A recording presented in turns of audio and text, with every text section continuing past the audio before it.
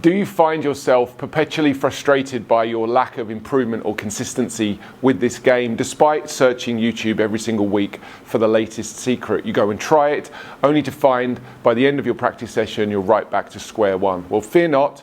We're going to discuss the reasons why you're struggling to improve your game and discuss the uncomfortable truths that you may not want to hear about the real secrets to golf improvement. Having coached golf for over 25 years now, I feel very qualified to speak about this topic. And it's a topic I'm extremely passionate about. There is absolutely nothing that gets me more frustrated than watching golfers receive poor information or try to work on something in their swing that's actually making them worse, not better. And I see that far more often than I'd like to. The reason this channel came about was to try and create golf instruction and education for the masses, to be able to help people just like you improve your golf far more easily and effectively than you would have done previously. But you must really still get direction from a coach. That would be the number one thing I would encourage every single one of you watching this video to do. Find a golf coach, find someone who you trust, someone you like. And with the advent of online coaching nowadays, using platforms such as Skillist, you've really got the best coaches in the world at your fingertips. You can take your pick of anybody in the world. The geography and where you live is no longer a constraint in terms of who you work with. So first thing you should do, find a coach. That coach will be able to identify the true root cause of any issues that you have. And once you have that identified, it becomes much, much easier to work on. I expect most of you will already have taken my first recommendation at some point. You're either working with a coach now or you've worked with somebody in the past. But that's still not getting the job done because you're still not improving. So what happens after you've employed a coach and you've got your drills to work on? This is really where things start to go downhill for most people. The number one thing I would say is you need feedback. Feedback is essential. Buy a tripod, a cheap camera tripod like this, which you can put your smartphone into, and learn to film your swing. Filming your swing is one of the best things you could ever do. Help to educate your eyes and start to see what you're supposed to see in your own swing. Helps you identify when things are off track. Helps you recognize when you need to make some changes. Helps you get back on track when you fall off. So having a tripod and using and working with your coach to educate you on what you should see in your swing is absolutely vital if you're really serious about improving. And the next thing you need to do to ensure you're going to make the progress that you want to is incorporate training aids or constraints into your practice that will help you to make the changes that you're looking for. You only need to look at the driving ranges on the world's best tours every single week to see that the best golfers in the world are training using constraints. They are not simply standing on the driving range, swinging and hitting the ball like many of you are doing every time you go to practice. They have a plan, they have a structure, they have a system in place, and they have constraints to help ensure that they're making the changes that they want to. Training with constraints means that you're going to expedite the speed at which these changes happen. You're going to ensure that the actual changes that you're working on are taking place. You'll be amazed how often people think they're keeping their arms straight, but actually have no idea how to do it without the help of something like this. So using constraints expedites the process, ensures that the changes that you're looking for are actually happening. And if you work with these training aids and constraints enough, and there's a key word, enough, then when you take them away and you go and play golf, your new swing will be something that you can rely on and that will show up onto the golf course. The problem that I see, without doubt, the number one problem that I see more than any other, is that if constraints are introduced and training aids are used, they're used for far too little time. I've had students who hit one or two balls with a smart ball like this between their arms to help them keep their arms straight in a lesson. They'll do it twice, maybe 3 times, and then they'll ask to take the ball away. They'll say, I don't need that anymore. And yet the truth is they do. Not only do you need it for the rest of the lesson, you need it for the ongoing practice sessions as well. So constraints and training aids are great, but you need to be using them far more than you think. I would say 95% of your practice time should be used with constraints and training aids in place, and then maybe 5% at the end of your practice just hitting without those constraints.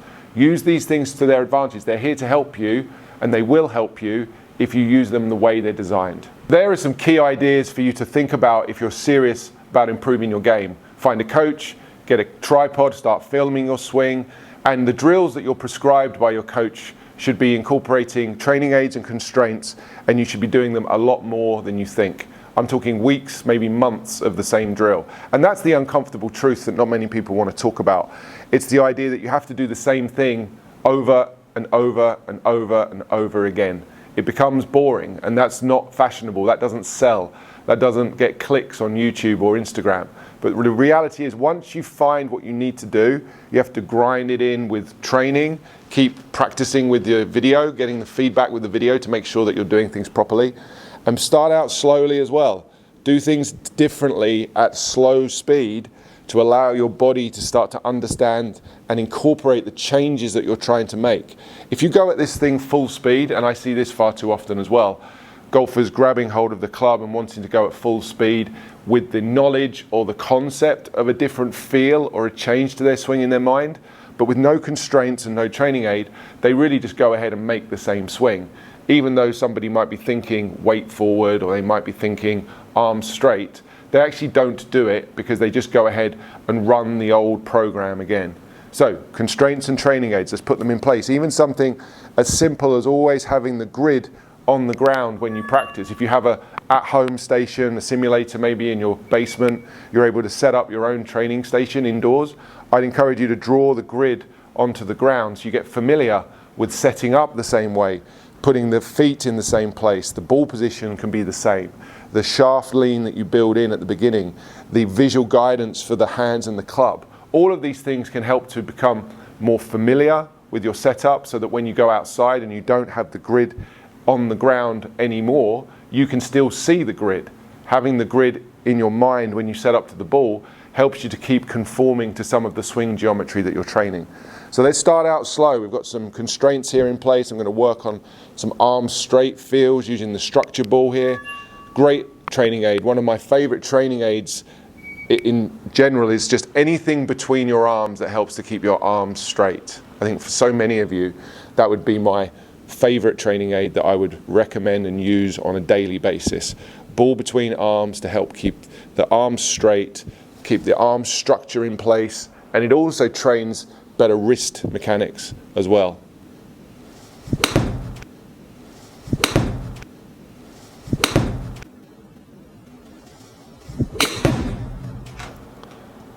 Just really controlled, arms straight, punching those balls out there, super straight, finish on the line.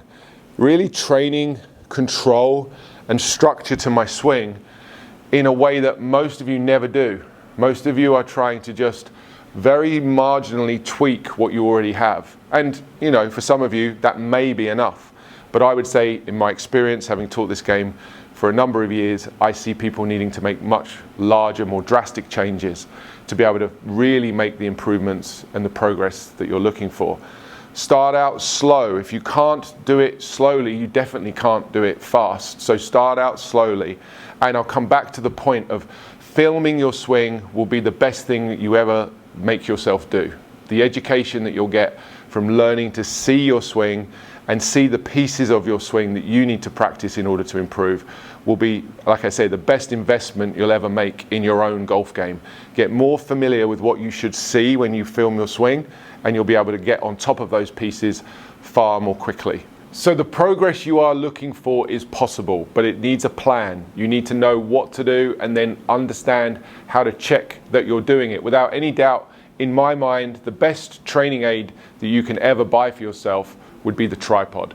This simple, cheap tripod for your smartphone that will help you to film your swing whenever you practice at the driving range or at home in your yard. You're able to see what's really going on. And I promise you, with that feedback, some consistent, disciplined practice on your side, and a clear plan with a picture from your coach as to exactly what you're looking to do, that progress that you're looking for can be achieved.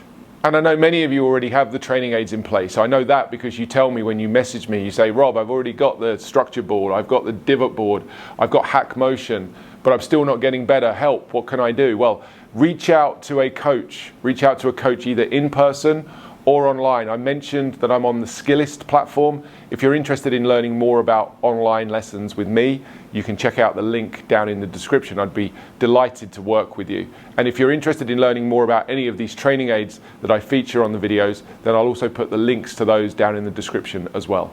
And if you have your tripod in place and you're ready to get started, then you need to know how to film your swing from the best angles to get the most from any golf analysis that you'll receive from your coach. I made this video right here, which talks about that exact topic. Go ahead and check it out. See how to film your swing from the right angles for the best results. And I'll look forward to seeing you for your online lesson sometime soon.